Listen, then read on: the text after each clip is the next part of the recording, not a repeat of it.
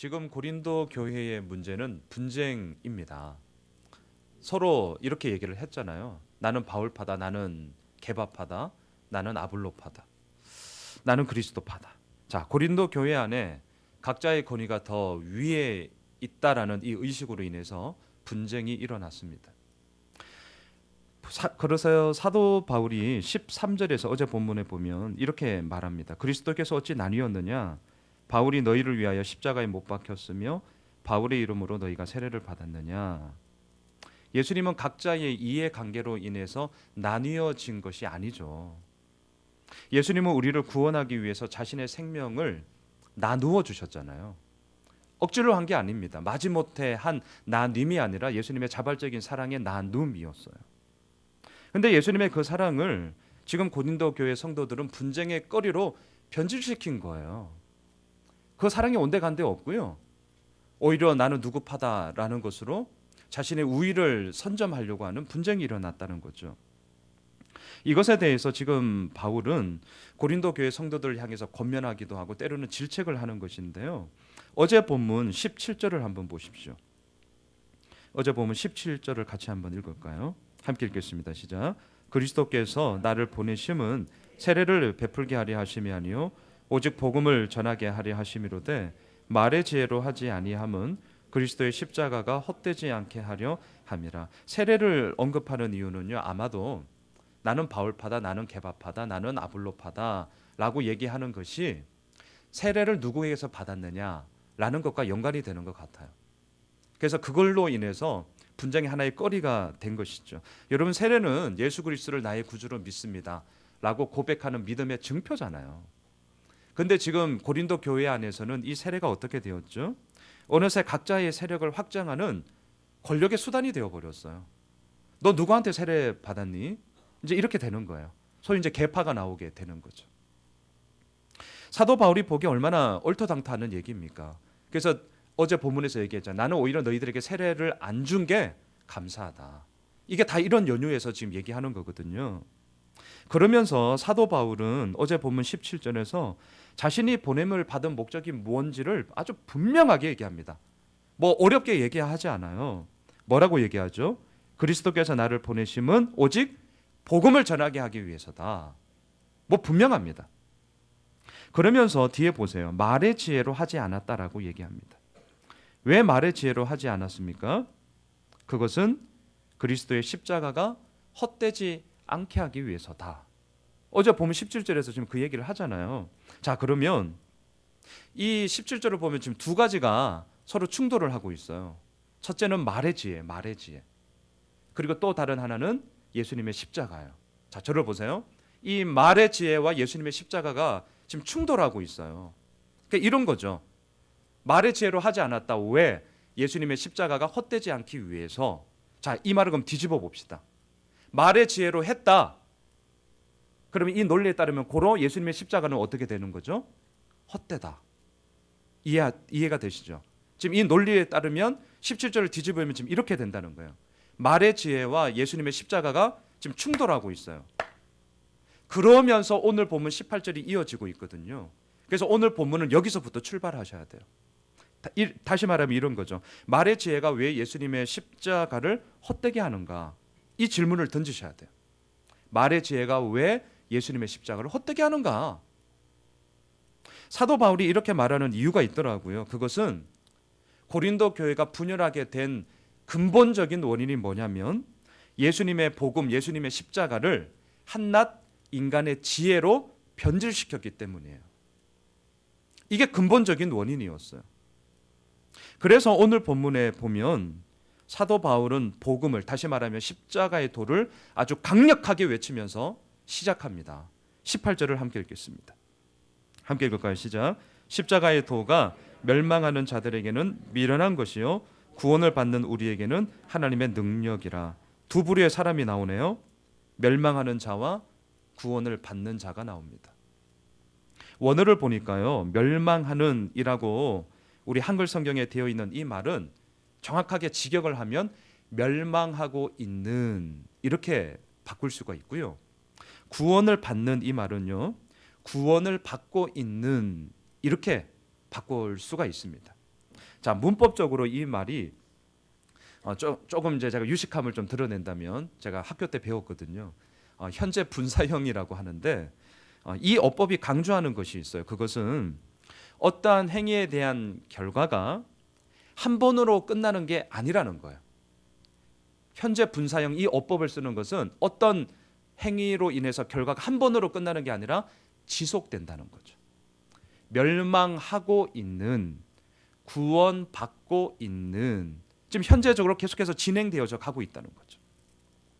자, 십자가의 도가 멸망하는 자들에게는 미련한 것입니다. 근데 그 미련함이 한 번으로 끝나는 게 아니라는 거예요. 이후에 또 다른 개선의 여지가 있는가? 아니라는 거예요. 계속해서 미련함으로 여긴다는 거예요. 이 사람들은. 자, 그럼 우리는 질문해야겠죠. 왜 멸망하는 이들은 십자가의 이 도를 미련하게 여기는 것일까요? 왜 그럴까요, 도대체? 저는 말씀을 묵상하면서 이렇게 좀 정리를 했어요. 이들이 추구하고 있는 것과 이 십자가의 도는 달라도 너무 달랐기 때문에. 그래서 그들에게는 틀린 것이 된 거죠. 자, 이들이 그러면 원하는 바가 도대체 뭡니까? 이들이 추구하고 있는 바가 뭐죠? 오늘 본문 26절을 보세요. 많은 것들을 얘기할 수 있겠지만 오늘 보면 26절에서 이 답을 얻을 수 있는데요. 함께 읽읍시다. 시작. 형제들아 너희를 부르심을 보라. 육체를 따라 지혜로운 자가 많지 아니하며 능한 자가 많지 아니하며 문벌 좋은 자가 많지 아니하더라. 이 말은요, 하나님의 선택 기준이에요. 이 말은 하나님의 선택 기준을 얘기합니다. 근데 멸망하는 자들은 어떨까요? 이 하나님의 선택 기준과는 반대가 되겠죠. 반대가. 그럼 반대로 한번 보세요. 멸망하는 자들이 원하는 바가 뭘까요? 육체를 따르는 지혜로움을 원하는 거죠. 모든 일에 능수능란하기를 원하는 거예요. 그리고 남들에게 내세우기 좋은 문벌을 원하죠. 그러니 이러한 것들을 추구하고 있고 이러한 것들을 원하고 있는 이들이 볼 때 예수님의 십자가는 아무런 매력이 없어요. 별다른 가치가 없죠. 한마디로 미련한 겁니다. 그러니 그것을 왜 붙잡습니까? 버리는 것이죠. 자, 하지만 구원을 받는 우리에게는 어떻습니까? 십자가의 도는 하나님의 능력이 되는 줄 믿습니다. 우리가 무슨 근거로 예수님의 십자가를 하나님의 능력이 된다라고 아주 담대하게 말할 수 있는 것일까요? 19절과 20절을 함께 읽겠습니다. 함께 읽을까요? 기록된 바 내가 지혜 있는 자들의 지혜는 멸하고 총명한 자들이 총명을 폐하리라 하였으니 지혜 있는 자가 어디 있느냐? 선비가 어디 있느냐? 이 세대의 변론가가 어디 있느냐? 하나님께서 이 세상의 지혜를 미련하게 하신 것이 아니냐? 네, 그렇습니다. 하나님은 구원의 방법으로 예수님의 십자가를 택하셨죠. 하나님은 구원의 방법으로 인간의 지혜와 인간의 총명을 택하지 않으셨습니다. 오히려 19절 20절을 보니까 뭐를 하죠? 인간의 지혜와 총명을 멸하고 패하셨어요. 이 말을 강조하기 위해서 19절 말씀은 이사야 29장 14절의 말씀을 인용하고 있는 거거든요. 인간의 지혜, 인간의 총명이 얼마나 무익한 것인가에 대해서 이사야가 선포하고 있는 건데 그 말씀을 그대로 인용을 하고 있습니다. 물론 우리에게는 지혜가 있죠. 총명이 있습니다. 이것은 하나님께서 우리들에게 주신 그리고 우리가 발휘할 수 있는 아주 독특한 능력입니다. 하지만 이것으로 모든 것을 할 수는 없더라고요.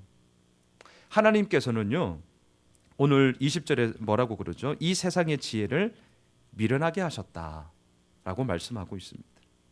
그렇기 때문에 우리가 붙잡아야 할 것이 무엇입니까? 그렇기 때문에 너희들의 뭘 추구해야 되느냐라는 이 질문 앞에 우리는 얘기하게 될 것입니다. 인간의 지혜와 총명을 의지할 것이 아니라 오늘도 우리가 붙잡고 의지해야 될 것은 그 인간의 지혜와 총명함을 미련하게 하신 하나님의 지혜다라는 거죠. 그래서 21절을 함께 읽을까요? 함께 읽읍시다. 시작. 하나님의 지혜에 있어서는 이 세상이 자기 지혜로 하나님을 알지 못하므로 하나님께서 전도에 미련한 것으로 믿는 자들을 구원하시기를 기뻐하셨도다. 아무리 똑똑하다고 한들, 아무리 많은 것을 안다고 한들 이 세상이 자기 지혜로 하나님을 알 길은 정말 없습니다. 자기 지혜로 하나님을 알 수가 없어요. 하나님을 알 수 있는 길은 딱 하나밖에 없습니다. 하나님이 보여주셔야 돼요. 이것을 신학적으로는 계시라고 얘기를 하죠. 하나님이 보여주셔야만, 하나님이 계시해 주셔야만 우리는 하나님을 알 수 있습니다. 그렇다면 질문할 수 있겠죠. 하나님은 어떻게 보여주시는가? 신학적으로는 두 개를 얘기합니다. 자연 만물을 통해서 하나님의 모습을 알려주는 일반 계시를 얘기하고요, 우리가 오늘도 읽고 묵상하고 있는 이 하나님의 생명의 말씀을 통한 특별 계시를 얘기를 하죠. 그런데 오늘 본문 21절을 다시 한번 보세요. 오늘 본문 21절에서는 뭐라고 하시죠? 이 하나님이 우리들에게 보여주시는데 그 방법이 뭐예요? 뒤에 보니까요, 하나님께서는 전도에 미련한 것으로 믿는 자들을 구원하시기를 기뻐하셨도다 말씀하고 있습니다. 전도는 참 미련합니다. 전도는 때로는 행하기가 참 부담스럽습니다. 전도하기가 부담스러운 것은 복음이 멸망하는 자들에게는 미련한 것이기 때문입니다. 전도지를 저도 안 봤죠. 실은 내색을 하죠. 때로는 비웃습니다. 때로는 아주 매몰차게 거절하니까 점점 더 우리들의 마음이 쫄리게 되고 전도를 잘 못합니다. 하지만 그렇기 때문에 오늘 21절 말씀을 진짜 꼭 기억해야 합니다. 하나님께서는 전도에 미련한 것도 믿는 자들을 구원하기를 어떻게 하신다고요? 기뻐하십니다. 전도는 나의 기쁨을 위해 하는 게 아닙니다. 전도는 하나님의 기쁨을 위해 하는 것이죠. 하나님이 기뻐하는 것이 전도에 미련한 것이라면 오늘도 우리는 우리의 삶을 통해 예수 그리스도를 전해야 할 것입니다. 22절 23절을 보십시오. 같이 읽을까요? 시작. 유대인은 표적을 구하고 헬라인은 지혜를 찾으나 우리는 십자가에 못 박힌 그리스도를 전하니 유대인에게는 거리끼는 것이요 이방인에게는 미련한 것이로되. 유대인과 헬라인이 있어요. 이 두 사람은 이 땅을 살아가고 있는 우리들의 모습을 대변하는, 아주 모형적으로 보여주는 두 인물들입니다. 유대인은 표적을 구합니다. 여러분, 표적은 무엇입니까? 내 눈에 보이는 가시적인 현상을 보는 거죠. 내 눈에 보이는 거예요. 유대인들은 항상 증거를 요구했어요. 눈에 보이는 현상적인 것에 늘 관심을 가졌습니다. 이걸 어떻게 알 수 있냐고요? 우리가 그저께까지 봤던 민수기에서 얼마나 많은 것을 보았습니까? 민수기에서 이것을 똑똑히 보았죠. 그래서 유대인들은 하나님을 어떻게 생각하냐면 능력과 표적과 기사를 행하시는 분, 이렇게 그들의 이해 가운데 하나님의 이해의 아주 중요한 한 부분이었죠. 자, 그러하기에 십자가에 못 박혀 저주 아래 죽으신 예수님이 그리스도라고? No.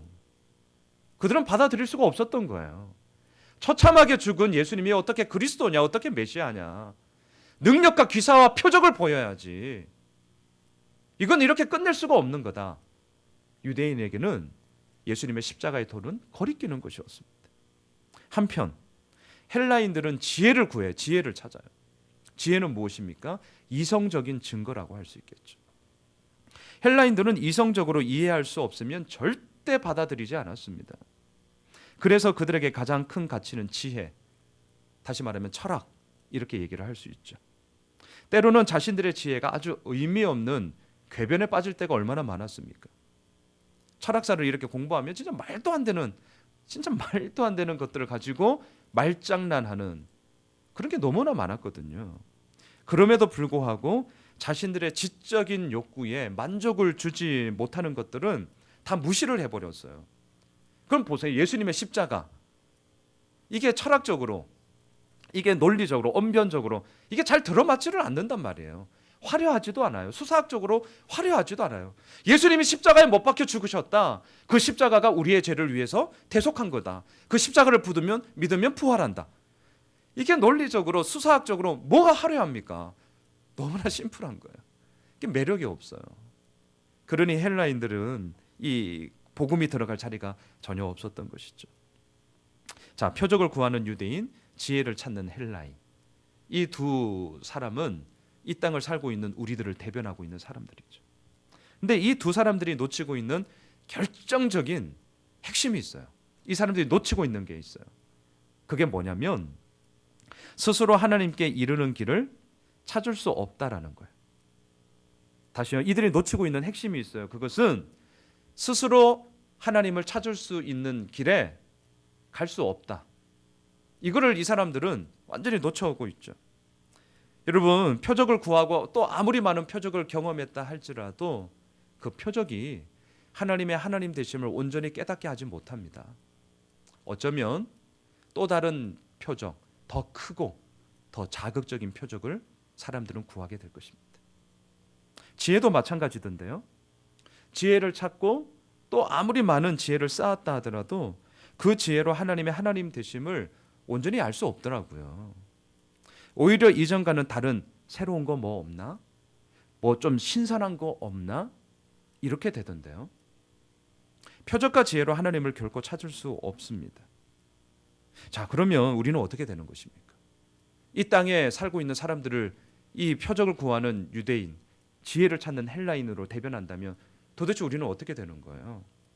근데 오늘 본문에 보니까요, 너무나 감사하게도 이 땅을 살아가는 사람은 표적을 찾는 유대인, 지혜를 찾는 헬라인만 있는 게 아니더라고요. 또 다른 한 부류의 사람이 나와요. 그게 누구냐? 24절, 25절을 보겠습니다. 또 다른 부류의 한 사람이 나와요. 자, 24절, 25절을 볼까요? 읽겠습니다. 시작. 오직 부르심을 받은 자들에게는 유대인이나 헬라인이나 그리스도는 하나님의 능력이요 하나님의 지혜니라. 하나님의 어리석음이 사람보다 지혜롭고 하나님의 약하심이 사람보다 강하니라. 하나님의 부르심을 받은 자들이 있습니다. 하나님의 부르심을 받은 자들. 우리가 하나님을 알 수 있는 이유는 하나님이 친히 이 땅 가운데 오셨기 때문이죠. 그리고 오셔서 우리를 먼저 부르셨기 때문입니다. 모세야 모세야, 하나님은 먼저 모세를 부르셨어요. 사무엘아 사무엘아, 하나님은 사무엘을 먼저 부르셨죠. 사울아 사울아, 하나님은 사울을 먼저 부르셨습니다. 그 부르심으로 인해서 우리가 알고 고백하는 게 있잖아요. 24절 하반절을 다시 한번 보세요. 그리스도는 무엇이죠? 하나님의 능력이요 하나님의 지혜니라. 이 고백이 우리 모두의 고백이 되는 줄 믿습니다. 사랑하는 성도 여러분, 우리가 날마다 마음과 힘을 다해야 할 것은 표적을 구하고 지혜를 찾고 이런 게 아니더라고요. 우리가 날마다 마음과 힘을 다해 찾아야 될 것, 구해야 될 것, 붙잡아야 될 것은 하나님의 부르심이 어디에 있는가입니다. 왜냐하면 우리는 물론 이 땅 대한민국 국민으로서 살아가고 있지만 더 궁극적인 것은 하나님의 부르심을 받은 자들이기 때문입니다. 그 하나님의 부르심이 어디에 있는가? 그래서 사도 바울은요 26절에서 뭘 얘기하냐면 그 부르심을 똑똑히 보라라고 명령하고 있어요. 26절을 다시 한번 읽어보도록 할까요? 시작. 형제들아 너희를 부르심을 보라. 육체를 따라 지혜로운 자가 많지 아니하며 능한 자가 많지 아니하며 문벌 좋은 자가 많지 아니하도다. 육체를 따르는 지혜로움, 모든 일에 능수능란함, 문벌 좋음에 우리의 마음이 빼앗길 때가 있습니다. 이왕이면 다홍치마라고, 이왕이면 좀 더 좋은 환경, 좀 더 좋은 조건을 찾죠. 그러니까 어떤 줄 아세요? 결국은 자기의 유익을 구하는 분쟁으로 가는 것입니다. 우리들의 마음의 여지가 너무 많으면 안 돼요. 저도 그렇거든요. 이왕이면, 이왕 할 거면 더 좋은 거, 더 좋은 조건. 예, 제가 지금 요즘 그 싸움을 하고 있거든요. 이왕 할 거면 안 하고 말지. 근데 이 여지를 너무 많이 가지면 뭐가 나오느냐? 그 종국에는, 그 결국에는 자기의 유익을 구하는 거고요. 그리함으로 말미암아 나만 있습니까? 이렇게 많은 분들이 계시는데 그 안에서 분쟁이 나오는 거예요. 오늘도 우리를 부르셔서 기도하게 하시는 하나님을 정말 바라봐야 합니다. 그래야 교만하지 않아요. 29절을 보세요. 29절 함께 읽을까요? 시작. 이는 아무 육체도 하나님 앞에서 자랑하지 못하게 하려 하심이라. 우리를 부르셔서 오늘도 기도하게 하시는 하나님. 26절에 이 사도 바울의 명령을 기억하십시오. 너희를 부르심을 보라는 거예요. 눈 감지 말라는 거예요. 똑똑히 우리의 부르심이 어디 있는지를 똑똑히 보라는 거예요. 언제요? 날마다요. 날마다. 날마다 이것이 우리들에게 선포되지 않으면 문벌 좋음에 우리의 마음이 혹 가요. 육체의 지혜로움이 얼마나 매력적입니까? 능수능란함이 얼마나 우리들에게 가지고 싶습니까? 너희들의 부르심을 똑똑히 보라. 이 명령을 우리는 귀에 기울여야 하는 것이죠. 그리할 때에 교만하지 않아요. 하나님 앞에서 자랑할 게 뭐가 있겠어요? 자랑할 게 없는 것이죠.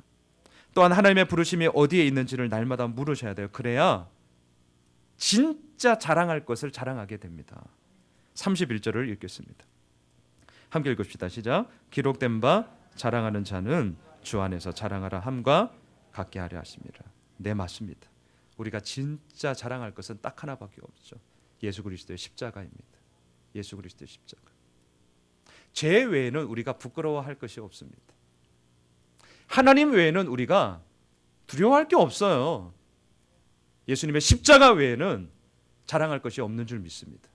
말씀을 정리하겠습니다. 유대인의 표적, 헬라인의 지혜, 우리를 일으키지 못하던데요. 우리가 온전히 설 수 있는 길은 딱 하나밖에 없어요. 예수 그리스도밖에 없습니다. 십자가에 못 박힌 예수 그리스도. 바라기는 십자가에 못 박힌 예수 그리스도를 우리의 삶을 통해 전합시다. 그리할 때에 우리를 부르셔서 당신의 자녀 삼아주신 하나님께 기쁨이 되는 것입니다. 오늘 사도 바울은 우리들의 부르심을 보라고 합니다. 그 부르심의 시작은 어떻게 되었습니까? 나로부터 이루어진 것이 아니라 하나님으로부터 이루어졌고 예수 그리스도의 십자가로부터 이루어졌습니다. 오늘 하루가 그 부르심의 증거를 얻게 되어지는 귀한 한 날이 되시길 주의 이름으로 축원합니다. 기도하겠습니다.